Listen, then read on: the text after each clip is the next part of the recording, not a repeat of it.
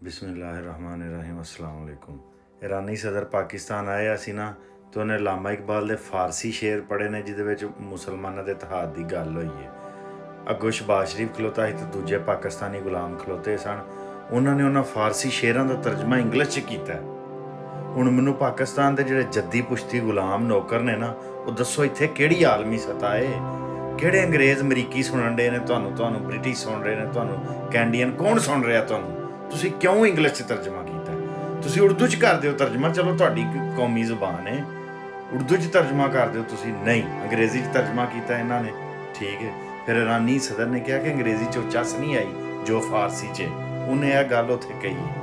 ਅੱਛਾ, ਮੈਂ ਉਹਦੇ 'ਤੇ ਪੋਸਟ ਕੀਤੀ ਸੀ ਕਿ ਯਾਰ ਕਿੰਨੀ ਜ਼ਿੱਲਤ ਵਾਲੀ ਗੱਲ ਹੈ, ਤੁਹਾਨੂੰ ਇਹਦੇ 'ਤੇ ਜ਼ਿੱਲਤ ਮਹਿਸੂਸ ਨਹੀਂ ਹੁੰਦੀ ਕਿ ਮਸਲਨ ਤੁਸੀਂ 25 ਕਰੋੜ ਦਾ ਮੁਲਕ ਹੋ ਤੇ ਉਹ ਇੱਕ ਬੰਦਾ ਆ ਕੇ ਤੁਹਾਡੇ ਸ਼ਾਇਰ ਦਾ ਫਾਰਸੀ ਕਲਾਮ ਪੜ੍ਹ ਰਿਹਾ ਤੇ ਤੁਸੀਂ ਉਹਦਾ ਉਰਦੂ ਤਰਜਮਾ ਨਹੀਂ ਕਰਦੇ, ਇੰਗਲਿਸ਼ ਕਰਦੇ ਹੋ। ਕਿੰਨੀ ਜ਼ਿੱਲਤ! 25 ਕਰੋੜ ਲੋਕਾਂ ਦੇ ਮੂੰਹ ਤੇ ਚਪੇੜ ਹੋਣ ਤੇ ਸਾਨੂੰ ਬੜੀਆਂ ਚਪੇੜਾਂ ਪੈਂਦੀਆਂ ਨੇ, ਪਰ ਗੁਲਾਮੀ ਦੀ ਚਪੇੜ ਸਭ ਤੋਂ ਵੱਡੀ ਚਪੇੜ ਹੈ।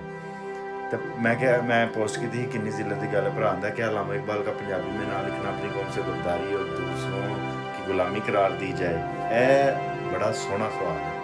ਇਹਦੇ ਉੱਤੇ ਸੰਧੂ ਮੁਲਤਾਨੀ ਦੀ ਵਾਲ ਤੇ ਜਾ ਕੇ ਹੰਟਰ ਕਮਿਸ਼ਨ ਪੜ੍ਹ ਲਓ, 1882 'ਚ ਬਣਿਆ ਸੀ। 1882 'ਚ ਇਹ ਗੱਲ ਸਾਹਮਣੇ ਆਈ ਸੀ ਕਿ ਪੰਜਾਬ 'ਚ ਕਿਹੜੀ ਜ਼ੁਬਾਨ ਲਾਜ਼ਮੀ ਕੀਤੀ ਜਾਏ। ਪੰਜਾਬ ਕਿਉਂਕਿ 3 ਮਜ਼ਹਬਾਂ ਦਾ ਗਹਿਵਾਰਾ ਸੀ, ਹਿੰਦੂ, ਸਿੱਖ, ਮੁਸਲਮਾਨ। ਹਿੰਦੂਆਂ ਦੇ ਸਨ ਹਿੰਦੀ ਲਾਜ਼ਮੀ ਕੀਤੀ ਜਾਏ, ਦੇਵਨਾਗਰੀ ਰਸਮੁਲਹੱਤ। ਸਿੱਖ ਆਂਦੇ ਸਨ ਗੁਰਮੁਖੀ ਲਾਜ਼ਮੀ ਕੀਤੀ ਜਾਏ, ਤੇ ਉਸ ਦੌਰ ਦੇ ਮੁਸਲਮਾਨ ਆਂਦੇ ਹਨ ਉਰਦੂ ਲਾਜ਼ਮੀ ਕੀਤੀ ਜਾਏ।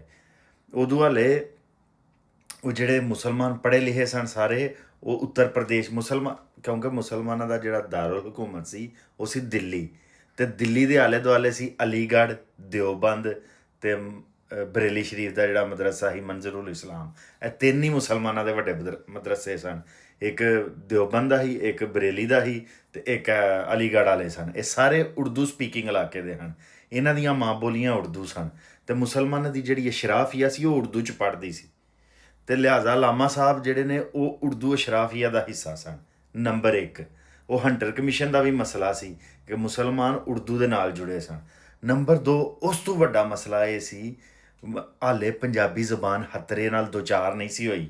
ਹਾਲੇ ਲਾਮਾ ਇਕਬਾਲ ਦੇ ਆਲੇ ਦੁਆਲੇ ਪਿੰਡਾਂ ਦੇ ਵਿੱਚ ਲਾਹੌਰ, ਮੁਲਤਾਨ, ਸਾਹੀਵਾਲ, ਝੰਗ, ਪਿੰਡੀ ਵਾਲ ਜਿਹੜਾ ਮਾਵਾਂ ਉਰਦੂ ਔਰ ਇੰਗਲਿਸ਼ ਮੂੰਹ ਡਿੰਗਾ ਕਰਕੇ ਬੋਲਣੀ ਨਹੀਂ ਸੀ ਸ਼ੁਰੂ ਕੀਤੀ। ਹਾਲੇ ਸਕੂਲਾਂ ਦੇ ਵਿੱਚ ਬੱਚਿਆਂ ਨੂੰ ਬ੍ਰੇਨ ਵਾਸ਼ ਨਹੀਂ ਸੀ ਕੀਤਾ ਗਿਆ ਜੀ ਬੇਟਾ ਪੰਜਾਬੀ ਬੋਲਣਾ ਬਦਤਮੀਜ਼ੀ ਹੋਤੀ ਹੈ, ਪੇਂਡੂओं की जाहलों की ਜ਼ੁਬਾਨ ਹੈ।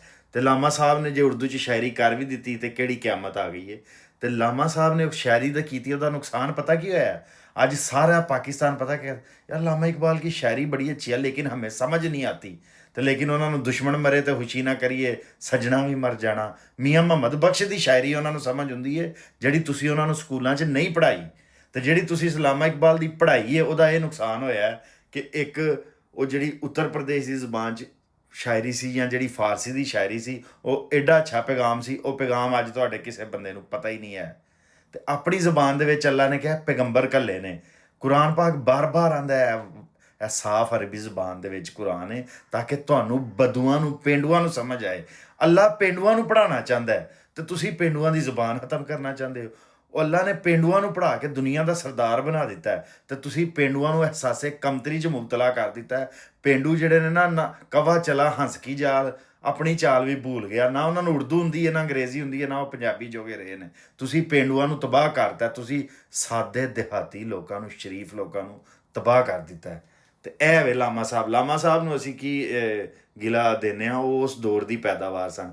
ਅੱਜ ਜਦੋਂ ਪੰਜਾਬੀ ਨੂੰ ਖਤਰਾ ਪੈਦਾ ਹੋ ਗਿਆ, ਪਿਛਲੇ 20 ਸਾਲ ਤੋਂ ਪੰਜਾਬੀ ਕੁੜੀਆਂ ਮੂੰਹ ਡਿੰਗਾ ਕਰਕੇ ਬੇਟਾ ਇਹ ਬਾਈਟ ਲੈ ਲਓ, ਡੋਰ ਕਲੋਜ਼ ਕਰ ਦਿਓ, ਉਹ ਲਿਜ਼ੜ ਹੈ, ਇਹ ਫਲਾਣ ਹੈ, ਟੰਗਾਂ ਇੰਝ ਬੋਲਣ ਡਈਆਂ ਨੇ ਨਾ।